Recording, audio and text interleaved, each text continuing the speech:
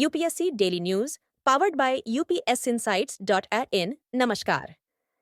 आप सुन रहे हैं आज की प्रमुख राष्ट्रीय और अंतर्राष्ट्रीय खबरें। निर्वाचन आयोग ने सुप्रीम कोर्ट को बताया है कि मतदाता सूचियों का विशेष गहन पुनरीक्षण संविधान द्वारा प्रदत्त उसका अधिकार और दायित्व है। आयोग ने स्पष्ट किया कि यह प्रक्रिया एनआरसी नहीं है, क्योंकि एनआरसी सभी निवासियों की नागरिकता तय करता है, जबकि यह पुनरीक्षण केवल 18 वर्ष से अधिक आयु के पात्र मतदाताओं पर लागू होता है। आयोग के अनुसार मृत व्यक्तियों, डुप्लीकेट प्रविष्टियों, स्थायी रूप से स्थानांतरित मतदाताओं और विदेशी नागरिकों के नाम हटाना आवश्यक है, क्योंकि एक भी विदेशी मतदाता चुनावी शुचिता को प्रभावित करता है।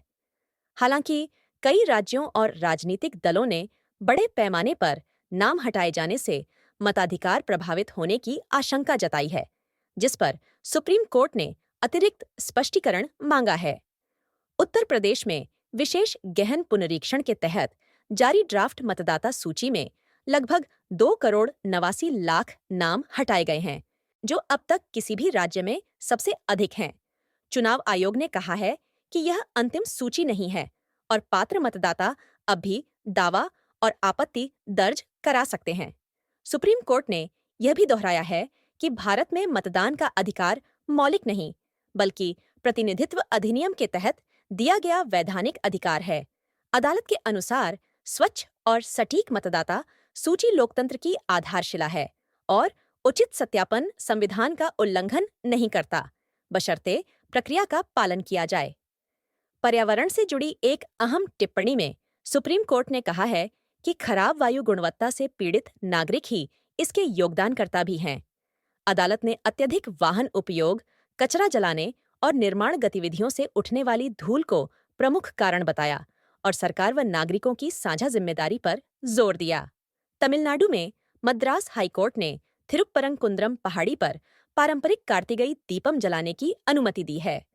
अदालत ने राज्य सरकार की कानून व्यवस्था संबंधी आशंकाओं को काल्पनिक बताते हुए कहा कि प्रशासनिक सुविधा धार्मिक परंपराओं से ऊपर नहीं हो सकती, जब कोई वास्तविक खतरा न हो।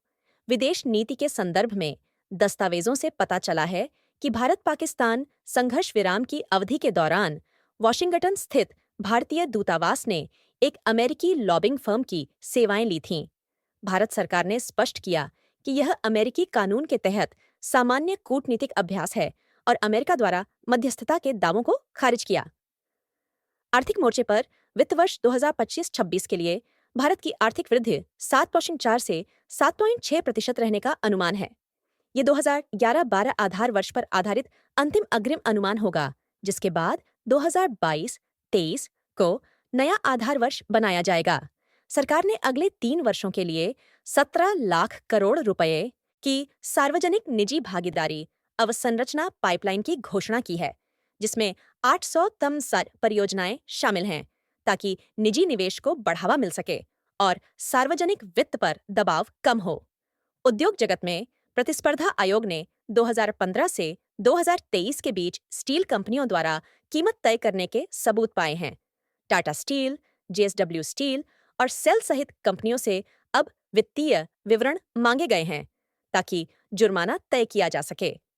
आंध्र प्रदेश में ओएनजीसी द्वारा संचालित गैस कुएं में लगी आग पर लगभग 90% नियंत्रण पा लिया गया है। स्थिति स्थिर बताई गई है और सुरक्षा जांच के बाद विस्थापित लोगों को लौटने की अनुमति दी गई है। आवश्यकता पड़ने पर अमेरिकी विशेषज्ञ एजेंसी वाइल्ड वेल कंट्रोल की सहायता ली जा रही है। स्वास्थ्य क्षेत्र में भारत ने पहली बार हेपेटाइटिस ई वैक्सीन हैवाक्सिन लॉन्च की है। यह वैक्सीन 18 से 65 वर्ष के वयस्कों के लिए है और दूषित पानी से फैलने वाली इस बीमारी की रोकथाम में अहम मानी जा रही है। अंत में वाहन बिक्री के आंकड़ों के अनुसार 2025 में ग्रामीण भारत में यात्री वाहनों की बिक्री 12% बढ़ी, जबकि शहरी क्षेत्रों में यह वृद्धि 8% रही। कुल बिक्री 28,20,000 यूनिट के रिकॉर्ड स्तर पर पहुंची, जिसमें लगभग 1/3 वाहन वैकल्पिक ईंधन से संचालित हैं। आप सुन रहे थे आज की प्रमुख खबरें, पावर्ड बाय upsinsights.in। धन्यवाद।